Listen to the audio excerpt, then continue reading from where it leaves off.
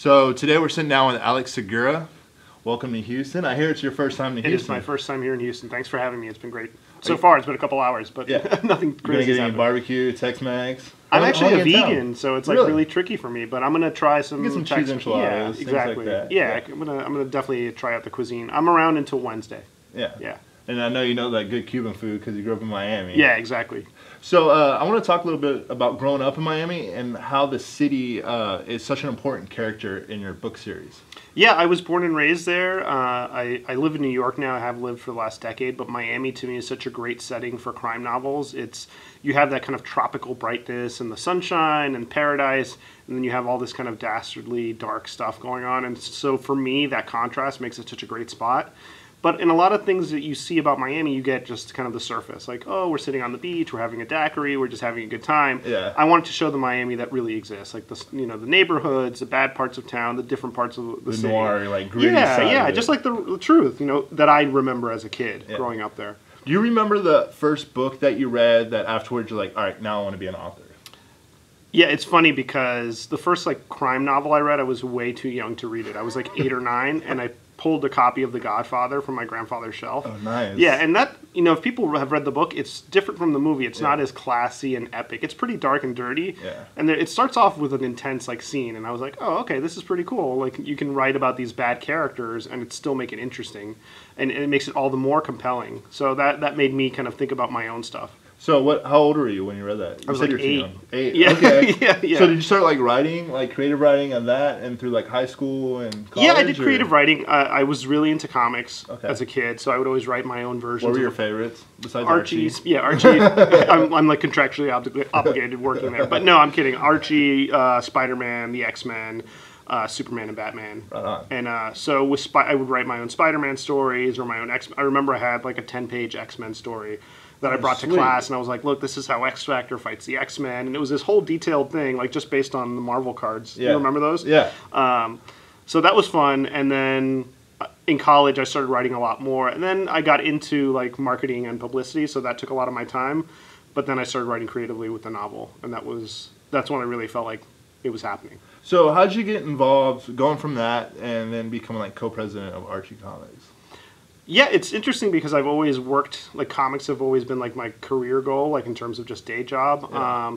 So when I moved to New York originally, I took a job on the publicity team at DC Comics. And then I worked there for 5 years, and then I've always been an Archie fan. Everyone always is Batman, Superman, Spider-Man, but for me, Archie was what got me into it. My first comic was an Archie comic. So when that opportunity arose, it seemed like your dreams becoming your job is pretty cool. Yeah. So I started working there, and I've been there, So how do you balance working there, having a full 9-to-5 job or 8-to-5 job, to be able to first off be able to write your own stories, but being able to have the creative, still have the creative space to be able to do that? It's tough, and I'm married. We have a young kid. He's 2.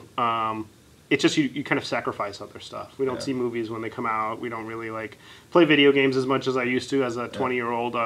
It's just being really disciplined about time. So it's work, get home, put the kid to bed, have dinner, whatever, then just sit and write. And it becomes it's just another job. Just kind of cycle through it.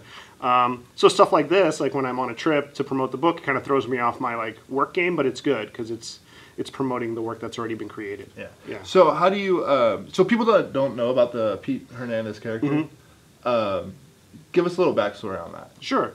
So Pete Fernandez is a washed-up journalist. When we meet him in the first book, Silent City, he's a mess. He's about to get fired. His fiance's left him. His dad has just died. So he's really hit his bottom, and he's drinking extremely heavily. And so the 4 books are really about him kind of becoming a private investigator, that journey.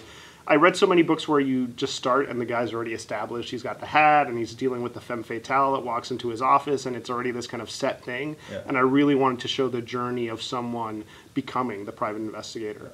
And also his journey of recovery. He's got a lot of problems when you meet him in the first book, and then by the new book, Blackout, the fourth book, he's kind of got his stuff together, but not totally, because then it wouldn't be interesting. Yeah, that's what I was going to ask. So with Blackout, like, where do we see Pete at the beginning, and like, what type of progression do we see in this novel? In Blackout, at the beginning of the book, he's in New York. He's escaped Miami because there's this bounty on his head. He basically battled this pro-Castro drug gang, and they said, if you ever step foot in Miami, you're dead.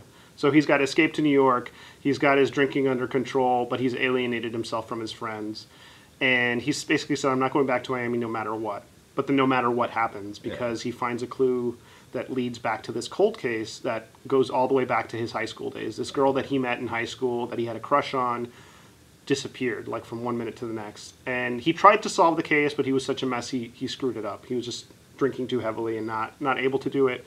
And then now that he's kind of gotten his life together, he has a season opportunity to go back and fix those mistakes. And that's kind of the theme of the book. Like, can we go back and fix our mistakes? Yeah. And will that allow us to move forward and live life? Like, it sounds very new agey, but there's a lot of guns and explosions and intense stuff. Yeah, exactly. I mean, being a guy, you know. It's an action book. Yeah, so, for sure. Do you see it eventually becoming like a series, like a TV series, a movie series? Is that the dream? Yeah, I would love for that to happen. We just signed the option deal recently, so the hope is that will be the next step. So cool. Yeah, for sure. And so tell our audience where they can purchase Blackout right now. You can order Blackout on usual Amazon, Barnes & Noble, indiebound.com, or through my website, alexsegura.com. Awesome. Well, thanks for coming out. Thanks so much, man. It was great talking to you. Yeah.